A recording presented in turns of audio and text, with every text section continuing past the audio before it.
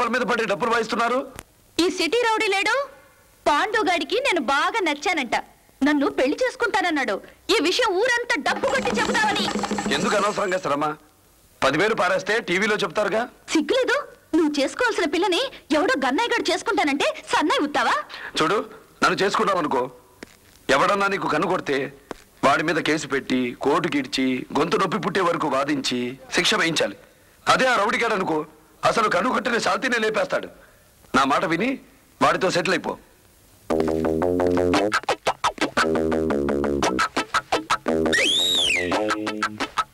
అయ్యోయ్యో, ఎవరైనా చూస్తే దిష్టి తగులుతుందమ్మా. వేసుకోమ్మా.